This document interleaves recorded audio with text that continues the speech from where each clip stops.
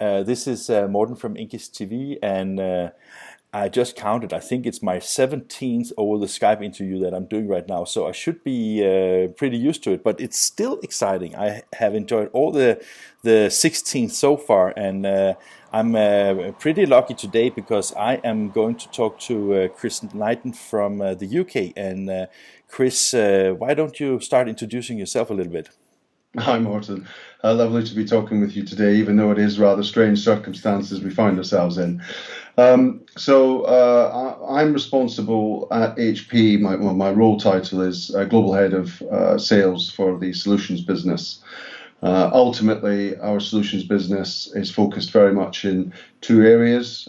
We target, as we are known for, providing solutions to the print service provider community, and we'll come on to talking more about those, no doubt, through this discussion. Yeah. But more recently, also focusing on brands as well. I work with my colleague who's very focused on taking new technologies and innovation into the brand sector. My remit is predominantly print service providers. But I think you are a little bit too humble, aren't you? Because I mean, you started your own company. Is it like 6-7 years? Was it 13 or something like that? And then you developed software that apparently appealed to HP. So your company and your services as in your new role was acquired by HP not so long time ago. Isn't that right?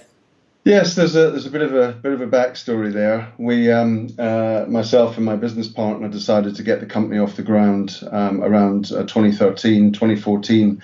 Our vision was to grow a network of connected brands and print service providers around the world. We had a conversation with HP at the time, and HP said, "You know what, guys, this sounds really interesting. What you're doing." Oh, so they have been part of the story all the way along? Not at that stage.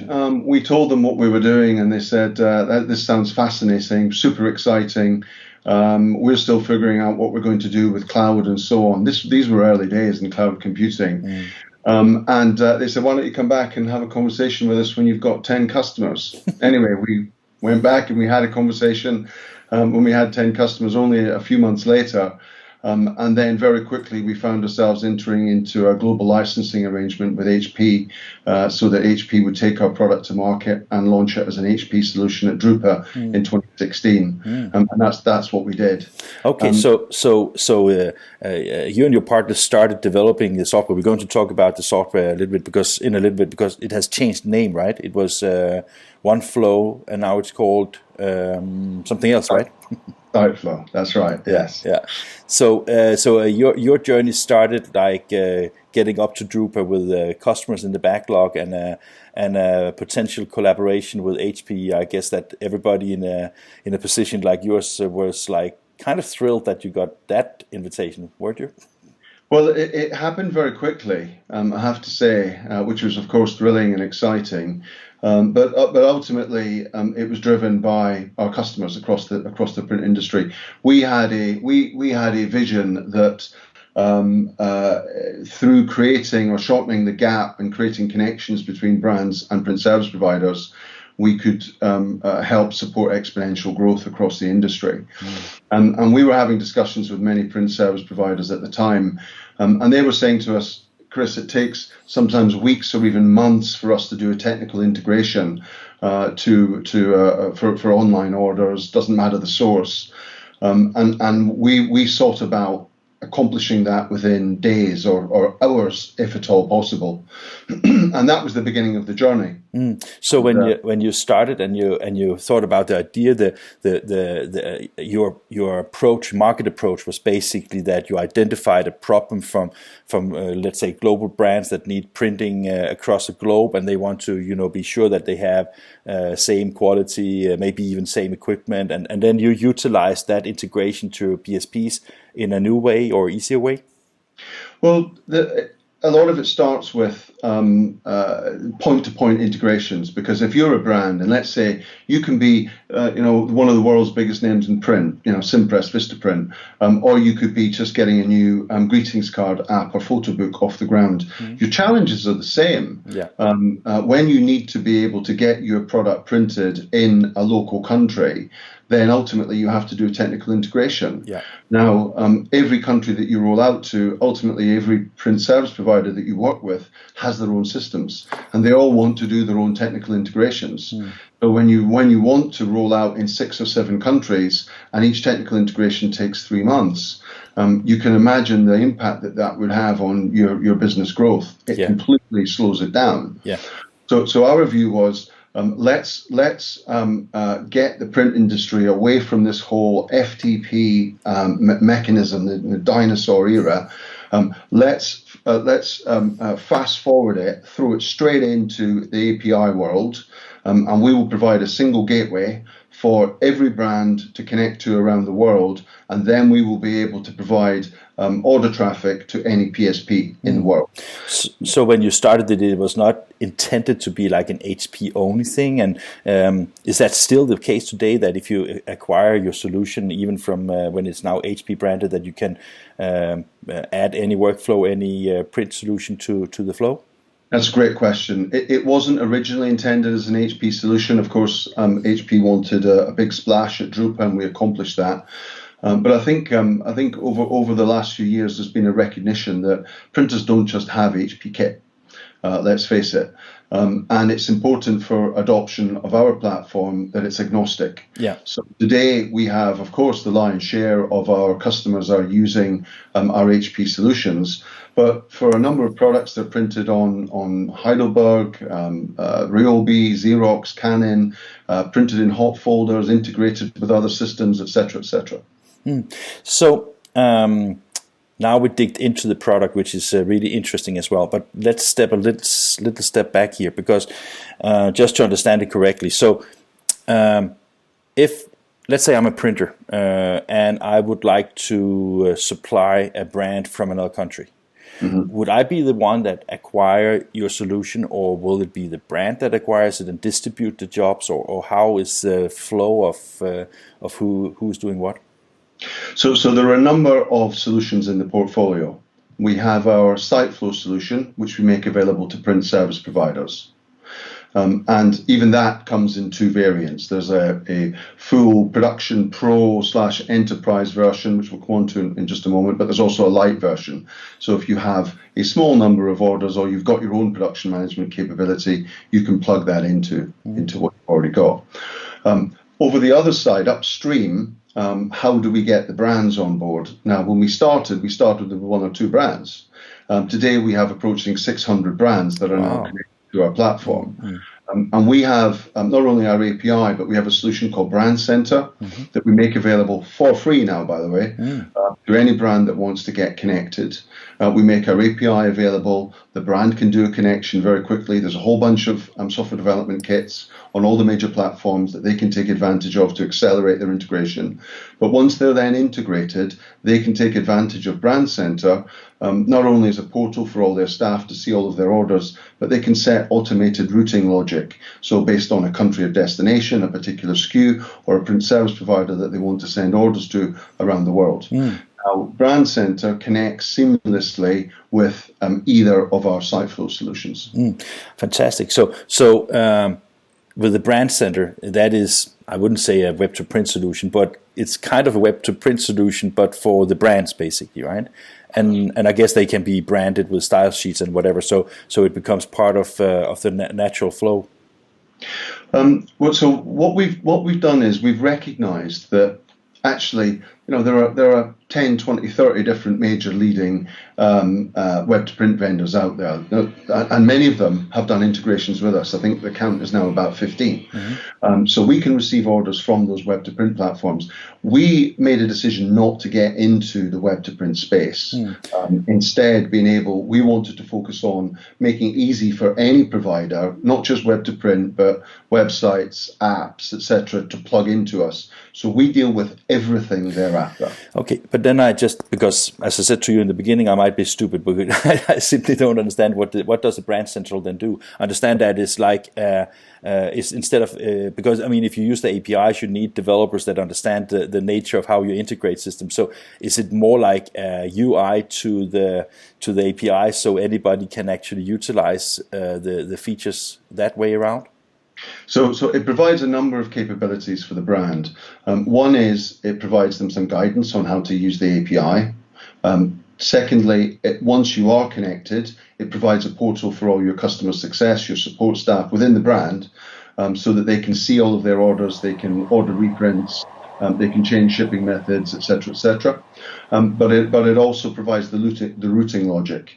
So if they want to route to multiple PSPs, print service providers around the world, then they can do all of that. It's all of the tools that they need to connect to potentially tens or hundreds of PSPs around the world. So it's a kind of a patch bay, basically, where you say, okay, I have all these print, and I would like them to be patched up to these different printers, and then the logic is in the Brand Central. Was that okay? That's it. I understood it. Thank you very much. Yeah, I was just afraid that I was too stupid to understand, but I think I got it this time. So. One of the things that you mentioned that was really interesting is it seems that this is very much about routing jobs between everybody who has a print job, basically, to make sure that you get them correctly delivered. Are you using ZIP4 or the JDFs, or what kind of data do you facilitate in those in your system? So we accept JSON. And we provide software development kits to translate PHP, Python, Java, JavaScript, etc. into JSON. But the JSON comes through natively into our API. Yeah. And passed in the order data is a URL for the artwork, and then that goes via Brand Center, is routed to a print service provider, and then our Cyclelight solution is obviously then responsible for fetching the artwork and looking after every aspect of production thereafter. Now, JDF is used. Yeah, because that's a job ticket, right? I mean, the JSON is more how you deliver the data, right? Yeah. Exactly. Yeah. Okay. Great. So I can understand why HP has a big interest in this one, because I think that for all digital print vendors, it's about ensuring as much volume as possible. And it's also to make it as easy as possible. So I think that this makes a lot of it. Do you think that was one of the reasons why HP were interested in investing in your system? I think that's one of the reasons. I mean, if just building on that and expanding it a little. I mean, if you look at some of the names that I mentioned earlier, companies like Zazzle, Photobox, Impress, Pearson Textbooks, etc. These are all now manufactured on the platform. Okay. You know, we're print runs that are 25 to 35 miles long on high-speed inkjet devices, right through to printing single calendars of one. Now, these are, sorry, let me turn this off. These large print businesses are relying on our scalable infrastructure. So, for instance, you know, we were working with a customer last year that submitted 100,000 orders in 1 hour. Wow. That involved 2 million files. Wow. We spun up 3,500 servers on AWS, and we were processing over 35,000 API calls every second. Wow. Now, if you are one of the biggest names in print or the smallest emerging brand, you want to have an infrastructure partner that you can rely upon. Yeah. And that was critical for HP, so that we are now able to take that proposition to some of the biggest names in print. And it means that the print service providers, they don't have to build that infrastructure themselves, because it's located in our cloud. Yeah. So that was one of the reasons that was very, very important. Yeah. But another reason that I believe that was of key importance to them was a solution that we haven't touched on yet. Because in addition to having our Cyclelight solution and Brand Center, we were also the OEM developer of a solution called Piazza. Piazza. Mm-hmm. Yes. Now Piazza is a virtual warehouse for publishers to locate their books, their titles, and hold them in the cloud. So it means that publishers can not only route their orders for production and have them printed on demand at any printer that they choose to have a commercial relationship with around the world. Yeah, sure, yeah. But it also means that their entire back catalogue can be made available. So if you're one of the biggest names in publishing, you've got a vast back catalogue which is no longer in print. Yeah. So we can make that available, removing obsolescence, getting it printed locally, meaning that we're reducing carbon emissions, et cetera, et cetera. Yeah, and that is the story of the long tail. That today publishers are able to not speculate in print runs worth both physical shipping and warehousing and things like that. That the capabilities of print of one is and mass customization is obviously part of a very important value proposition, both for book publishers, but also in the printing industry in general. So I think Piazza sounds like really interesting. Is that something that is widely adopted today, or is that something that is still needs its growth time, or how is Piazza doing? Well, HP went to the market 2 years ago and talked about it at the London Book Fair, talking about what they were going to do. And then a year later, went back to the London Book Fair and told the world about what they had accomplished. Obviously working with ourselves and working with Pearson. Yeah. And now the level of interest that we are now receiving from publishers around the world has actually been phenomenal. Yeah. And I guess that is like very important, because that drives, again, as I said before, when you sell print, of course, the equity of machines is important, but giving it food to produce print is maybe even more important, because that is where the PSPs are making the money, basically.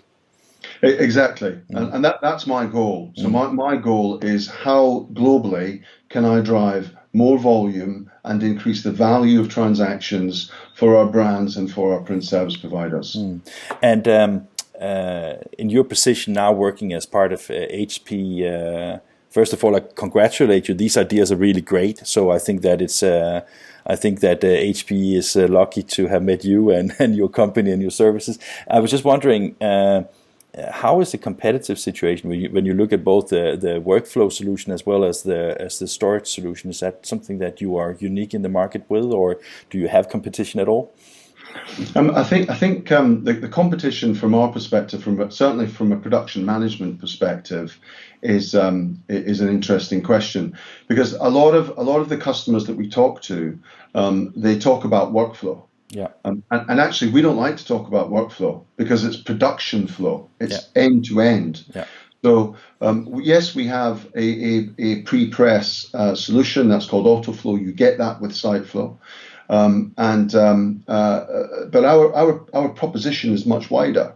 So when we receive, or a print service provider receives an order in SiteFlow, we validate the artwork, we perform any fix-ups, we fetch and retrieve and validate all the order data, we barcode, we job ticket, we schedule, we impose, we perform all the pre-press, completely automatically. Manufacturing buckets build up, and once a close threshold is achieved over the course of a day or an hour, then it automatically goes into production. We can send automatically to presses. If something needs to be rediverted from an SRA3 to a B2 press, that is reimposed and rescheduled, all automatically, zero operator intervention. Yeah. And then also throughout the complete finishing life cycle, we're driving all of the finishing equipment, either manually via screen, or JDF, or via barcodes instructions onto the imposed sheets. Yeah. And then finally, when we get to shipping, we're also reconciling or aggregating, consolidating shipments together, so that if you've ordered 3 products, and they could be different products produced at completely different times, they're all going to go out in the same box. And finally, then we're integrated with all the major carriers around the world, the FedExes, the UPSs, that's the DPDs of this world. We create that shipping label, and we create the customs documentation, print the invoice, all on a single barcode scan. That's So we're doing that from order submission, yeah. and we're managing the complete life cycle right through to shipping. Yeah, I'm sorry but the reason why I said workflow is sometimes, for example, I think that Heidelberg with their Prenect, they call it their infrastructure,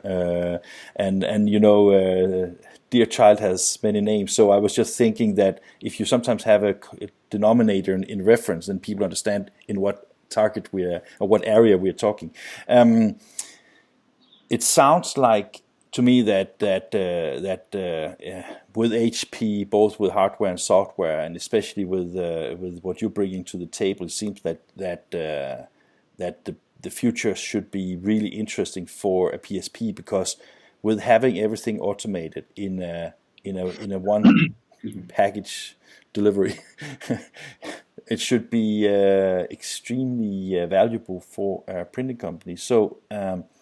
Is this something is only for the bigger printing companies, or is it also accessible money-wise for smaller PSPs? So the solution is targeted at both ends of the spectrum. So That was why you said that you had like different solutions with the enterprise to the almost free version. You didn't say that. if you and let's talk about our main Cyclelight product, which is Pro and Enterprise. We'll come on to Cyclelight in just a moment, because I've got some interesting news to share with you there. But our Pro and Enterprise solutions, at one end of the spectrum, you've got your very small printer that's got a jobbing print background, maybe doing 50, 75 jobs a day. Yeah. They start moving to shorter runs. They're getting to 120, 150, 175, and it's chaos. Yeah. Absolute chaos on the factory floor. Yeah. And that is the ideal time for them to begin to look at adopting our solution.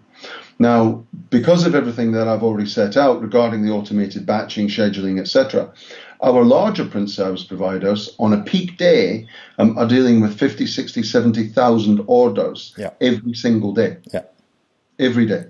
That's just crazy numbers, right? And to see these factories running, and it's they're running without operator intervention. They're using the system to entirely move all the jobs around the factory floor. But the fantastic thing is that any print service provider, whether you're doing 100 jobs a day or 100,000 jobs a day plus, can take advantage of exactly the same platform. So it will grow with you. Yeah.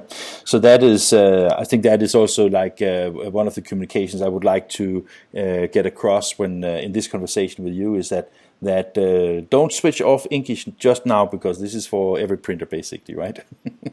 Exactly. So,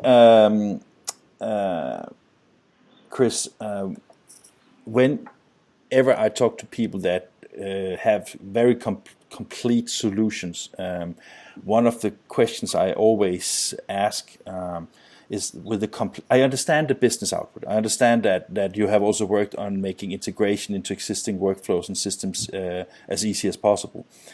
But to tell the story that you just did from a marketing and communication perspective, I guess that still requires a lot of work from your side, doesn't it? It does, and there are a number of early adopters in the industry. I mean, if we look at what's happening with the shift towards online ordering, I mean, there's a number of stats that are doing the rounds across the industry, but I think it's around 75% of buyers, B2B buyers, now prefer the convenience of online. So the millennials of today are not going to be picking up, in a few years' time, they're not going to be picking up the phone and talking to a CSR.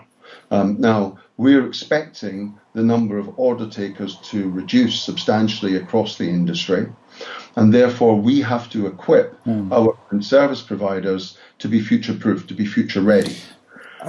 I do understand that, but I was more thinking that when you have a solution like yours and HP's in general, when you go into a printing company, with all due respect, a lot of PSPs are relatively conservative in the way that they have the way that we do things, the way we operate our business, the way sometimes no new people should come in and tell how things should be done. And then I was just thinking that the more complex software is, the bigger the decision and the higher the knowledge level needs to be with your PSP when they're investing in this one. Because just imagine if you invest in a in a wrong software or wrong solution, how much it can affect you. I think everybody has heard about these stories about companies almost broke because they bought SAP, right?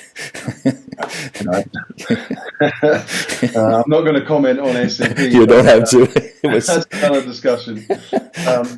One of the things that I would say is back to the point regarding we have different solutions for companies at different stages in their life cycle.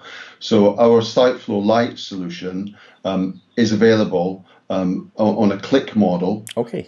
For about, I think it's about $1, Okay. buck a line item to begin with. Yeah. So that's totally variable cost, basically. 2,000 flyers, it's going to cost you $1. Yeah. And for the first 6 months, we'll give you, I think it's 50 items for free each month, every month. Yeah. So there's a ramp up there that's going to cost you nothing if you don't use it. Yeah. Now, once you've got confidence and once your volumes then begin to grow, then you might look at our Pro solution. But our Pro solution that gives you pre-flighting, in-position, batching, scheduling, finishing, shipping, etc., even that starts at $1,500 a month. Wow. So we're not talking, $100,000. No. This sounds like investment that are basically for almost every printing company, right? Yeah. Now, if I can separate the types of discussions that we have into different categories with different PSPs. In the first category, I would say that we've got people that come to us and say, we are desperate. We cannot cope on the factory floor. It's chaos. We've onboarded a customer. They were submitting 50 orders a day. They've had a marketing campaign and it's gone up to 300 to 400 orders a day. Help, please. Yeah. Now that's a no-brainer. Yeah. We can go straight in there. We can do a deployment very, very quickly. Yeah. Then secondly, we have the types of customer that will, and if I go back and talk about some of the discussions that I was having with this type of customer a few years ago, and I was talking to them about our production management platform. They say, Chris, why do I need a production management platform for you? I've got 5 developers sitting in a room here. Yeah. These are the guys that are providing my special sauce, my differentiator. Now, these same organizations are having conversations with me to say, Chris, we need your software because my software team has now grown to 10 or 15 developers, and my business has become a software business, and actually that's not what we are. We are a print company. Yeah. And by the way, Chris, my guys can't keep up with the speed at which a site flow is moving and the new features that you're bringing onto your platform. So I want to redeploy my resources in areas where they're more strategically, where they're adding greater strategic value to our business. So therefore, I want to consider adopting your platform. And I think that is, I would say, is a quite consequent decision to make, because I think every printer has tried to build their own web-to-print solutions and their own IMIS systems and everything like that. One of the things that I liked about what you said in the beginning is also that it seems that you have a strong focus on the APIs. That means that the IT departments that you referred to, they can, instead of inventing front ends and core technology, they can figure out how they can integrate it into all the things that are business critical rather than spending things that comes out of the box. Yeah. So we're IT departments, and again, it fits into the brand, and we're solving challenges for them too, but also within the print service provider. So most print service providers have bought a number of applications over the years, predominantly because they've onboarded a client and they need it to accomplish a specific task, and then of course it's thrown at IT to try and string it all together. And that brings with it a whole bunch of technical debt issues and how do you move it forward from a migration perspective and so on. Yeah. Now, what we intend to do, what we try to do, is provide an infrastructure backbone. Yeah. So we will be responsible for your job traffic from entry to exit from the organization. If you then want to plug in ultimate impulse strip or a finishing line and drive it via JDF or you want to get information out and plug it into your CRM system or your accountancy system, we've got all of the tools in our kit bag, and we make those available to the PSP to accomplish that. We want to make it as easy as possible for people to get information in and out of the platform. Of course, that makes sense, because the faster and the easier you can do it, the faster you can get an output that is valued by your customers. We have not so much time left, and of course I want to hear your thing that you said that you want to mention. Just have one question. When you got part of the HP family, was it easier for you as Chris Knighton to open the doors to the larger PSPs and get in, or has that been the same from the beginning? Do you know, I have to say there are lots of pros of being part of the HP family, and that is a major one, isn't it? In that HP it's a big company, it's well respected across the industry, but it does bring with it the benefit that when you knock on a door, generally the door is opened and people at least give you the time to have a conversation. Yeah. And many of the messages that we were articulating as a much smaller business now obviously carry a lot more weight and gravitas being part of the HP family. And I think that also being part of the HP family gives you that opportunity to have a global reach with the software, rather than being, I mean, with all due respect, I think that all companies that grows out of a need and define and everything is perfect, at some point you hit the roof, right? So you need to have muscles in order to get out to the global audience, right? So looking at our brands, I talked about the fact that we've now got approaching 600 brands. I want to see that being 6,000 in a few years' time. Sure. And I'm confident that we can accomplish that with HP. And similarly, from a print service provider perspective, now that we again are part of the HP family, we're currently in around 35 countries. Last year we had around 200 million items flow through our platform and be produced in those countries. And that's growing at 50% per annum. Wow. 50. Wow. So I want us to be working with more PSPs, more countries. Yeah. We're now being approached by brands who want us to help them find print service providers in a portfolio of different countries around the world. So if you're listening and watching to this, get in touch. Yes, definitely. If we want you to be part of our community so that we can give you exposure to some of these brands. Sounds great. Anything you want to add? Otherwise, there is one thing that I want to add. I touched on our Cyclelight solution. Yep. Now, our Cyclelight solution doesn't require any local installation, and it's entirely browser-based. It's a secure means of the brand or anyone else connecting and submitting orders to you. Now, due to the coronavirus situation, one of the things that is concerning to us is that a number of print service providers around the world are either going to have to temporarily close for a few days, could be a few months, and are certainly going to be short-staffed. Yeah. So we're making our Cyclelight solution available to any HP customer around the world who wants to take advantage of it for free for the next 4 months. And that will enable these print service providers to be able to outsource jobs to their partners, to their friends, to other organizations that they want to work with in a country or internationally, at absolutely no cost. That sounds awesome. I hope that that we can help bringing that message across. As I said to Tim many times, I think that we are small media out of Denmark, but we try to be serious at what we do, so maybe we reach at least the right people, right? So Chris, it was great to talk to you. It was enlightening for me to understand a little bit more about what you're offering, and you probably know that Tim, he has called me several times for me to talk about this, and INKISH, we don't really talk so much about products, but you did it so brilliantly, so that was much better. So thank you very much. Yeah, thank you. If anyone is interested in either our products, but importantly the coronavirus offer that we're making available, please ask them to email us at gspsolutions@hp.com. That's gspsolutions@hp.com. Okay, so you got your marketing message delivered anyway. Okay, thank you very much.